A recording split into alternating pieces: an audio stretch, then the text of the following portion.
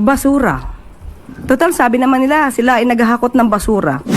Kung si Tulpo, Rafi, gitawag niya mag-aigsoon nga kargador, ang 18 ka mga Marines, si Auntie Claire, gitawag niya basuriro.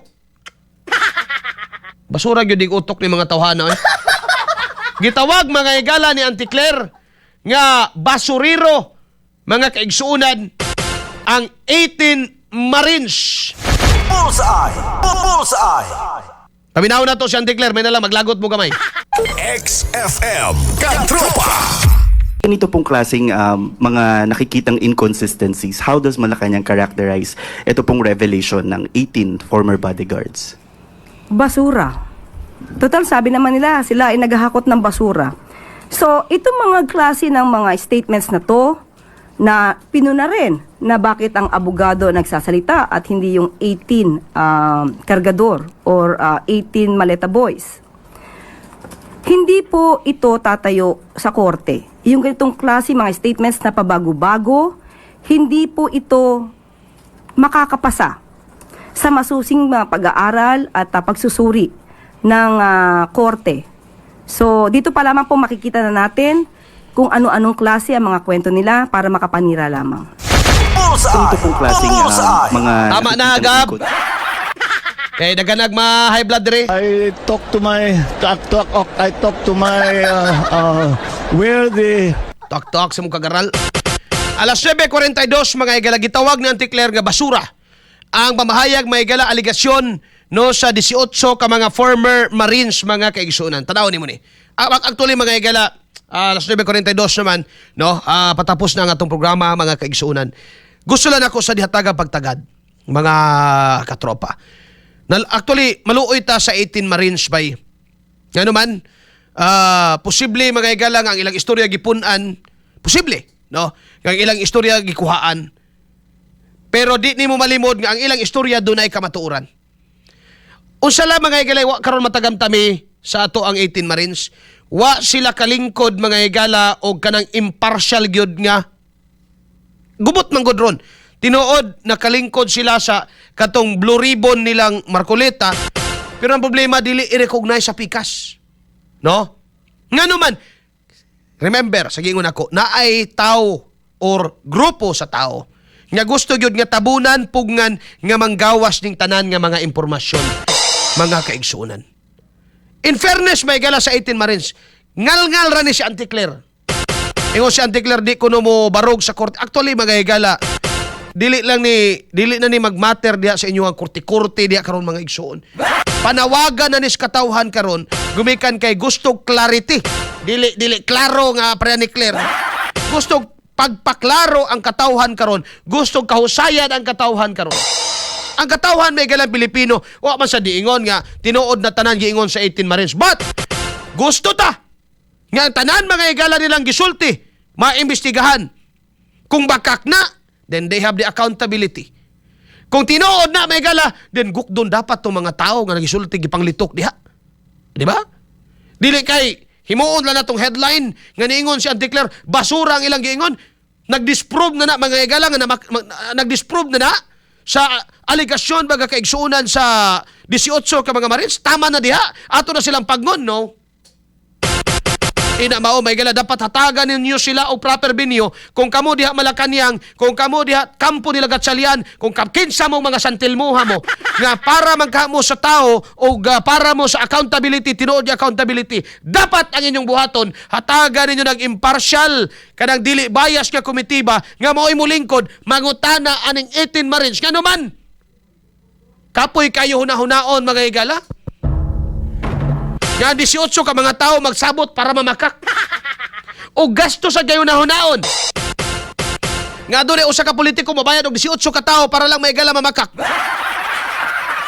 Mas dali pa hunaon ang kang madriyaga nga pwedeng bayaran mga igala para lang mamakak. Ano man usara ka buok siya? Katawhan, mga katropa, mga Pilipino, ayaw mo kawala, ayaw mo kalipat. Nga naman, gusto karon sa atong gobyerno lipat-lipat mga igsuon. No? Ako mga igala, di ko moingon nga tanan giingon sa 18 Marines tama. Di ko maingon may galang tanan giingon sa 18 Marines maigsoon tinod. Maybe because this is politics by the way. Politika na ni, whether we like it or not. Na himo na ni may galang one-stop shop ni atong mga 18 Marines.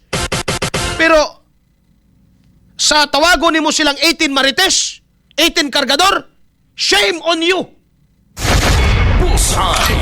Uban si Katropang Arnel Cortez. Rafi Tulpo, shame on you. Auntie Claire, shame on you. Bullseye. Kauban si Katropang Arnel Cortez. Ha? Tawagon lang ninyo siyang 18 Marites? O niyo na mga higala, lisod kaayo mo barog or mo testify against the government because you know, kay bao mo mga higala, kinsay na mention karon, kinsay mga tao karon mga higala nga nagalitok, naga-implicate ni ining nasampit may higalang maleta. And by the way, pag moingon tag maleta, it refers mga higala sa tinuod nga kawat nga nahitabo, gikan sa budget mga higala sa flood control, paingon sa bulsa ni mga buayang mga hinampak. Bullseye. Kauban si Katropang Arnel Cortez. Bullseye. Dili ilalim ang ilang gihimo mga kaigsunan. That is why mga higala musugot kag sa dili kalaban man ka o dili BBM man ka o DDS ka, we need to give mga higala the 18 Marines the benefit of the doubt, and we need to give them the avenue and a committee mga higala nga dili bias. Ha? Tagaan na to silang committee ba mga higala nga impartial tinuod?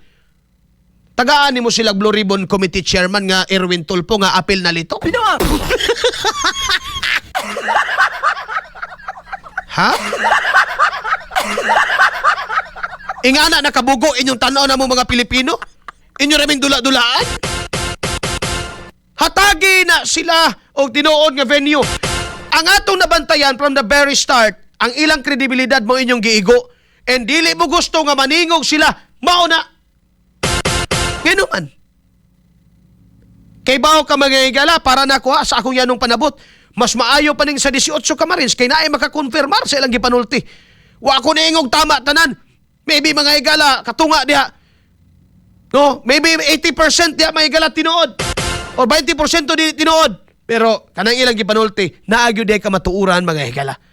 Og kana usa ka dako mga higala nga usa ka dako mga higalang butang urason nga imbestigahan gyud unta kini. Ngano man ilang gisugal ilang dungog, ilang kinabuhi etc. Napamatud-an man nga sila mga sundalo.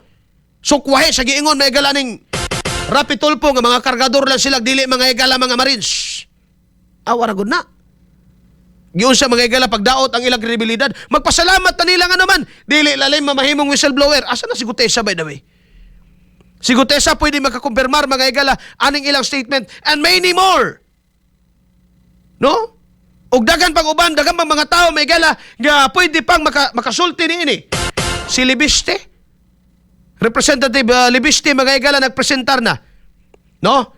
Hopefully dahil lang kay manawag daw si reply sa ko kay manawag. On air pa ko.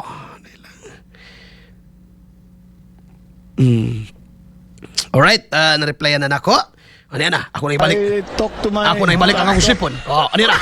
Ako na tuplokon ang tuktuak. I talk to my... I talk to my... where the... Kaka mo na minaw ron mga higala. You might not agree with me. I don't care. Bahala mo diya. No? As long as naata bagay galas demokrasya nga puan nasod, oy problema na. You may not agree with me, but I am certain mga higala nga parihata, we need these people nga hatagan nato ni og lugar. No? Hatagan nato ni og venue nga makastorya. Pwedeng dili silang kaitado, pwede siyang dili labaw ng di si Tulpo. No? Kadtong mga tao nga wa ma-appeal, wa ma-implicate diri mo utoy hatag himuon na to. Kana if ang kini nga gobyerno mga higala, no, tinuod nga naggukod sa kawatan. Unsa ni mo paggukod mo kaugalingon by the way? You're running against yourself. Ginagukod ni mo na tabo karon bay. Una klaro kaayo ba nga ang 18 Marines katingugon na. Di mo nakita may gala katong panahon nga nanood sila si John Vic Rimulya gaharang-harang kay ako pay Ruben yatakan ko tong liog atong John Vic ba. Unya may malagot may kaana may galang mo'y nakasa unya mo'y magpa-play victim. Lami kitang paruson. Ha? Tinuod na mga igala. Posible nga di ta magkauyon, posible nga tanaw ninyo uban mo ni Auntie Claire, tanaw ninyo basura ni ilang gipanulti. Siyempre pag naa ka sa admin nga side mo inyo ka wala abot na pero di nimo ma-deny mga igala ang numbers ba. Oh. Posible nga BBM loyalista ka, okay, fine. Pero taga comparison, kinsay mas katuuhan aning mga istoryaha? Si Madriaga o kining 18? Kasi mas duol kredibilidad. Wako ningog very credible. No? Pero duol may galas dinood. Yan naman. Hunaw-naon ni mo, tarnish na mga higala ang tarnish na ang kining reputasyon aning Madriaga. Nga naman, priso gani. Kidnapper gani. Kidnapper gani. Wa bang gani niya ma-explain tong cheque nga 2023 ang pizza nga ipasangil liyang digo nga 2023 si BBM na presidente. Nag-question ba mo ato? Wala. No? Pero kami nimo ang 18 Marines mga higala bisag unsaon na yung tamay, dili malibod, may record, Marines good. May mga picture nagserbisyo sa Pilipinas. Yan rapil tulpo, unsa may nahimuan as Pilipinas, nagsolba og problemas kabit-kabit? Pinuang. Ha? Mao na ipasiatab nimo nga serbisyo publiko nimo sa Pilipinas? Nga na income ang kaana? Gihimo man nimo ng kapital kamo mga kabit-kabit. Manumbong mo anang rapitulpo. Gikapital ra mo das YouTube. Tinod. Tanawa daw ng iyang mga ginambayat na mo. Hawa na mo diya be. Hawa! Hawa! Ay! Bali na mo aning katropang Arnel Cortez nga kuan. Tinod na. Tanawa daw mga higala og pilay viewers anang kanang inyong kabit-kabit nga nung mga abot mong tulpo. Ha? Kanang inyong kabit-kabit ug magsulbad mo ana pag og protestante kaadtos yung pastor pagpatambag. Di ba? Og katoliko kaadtos yung pare pagpatambag. Og Muslim ka pagpatambag dito sa inyong imam. Imam, bapa.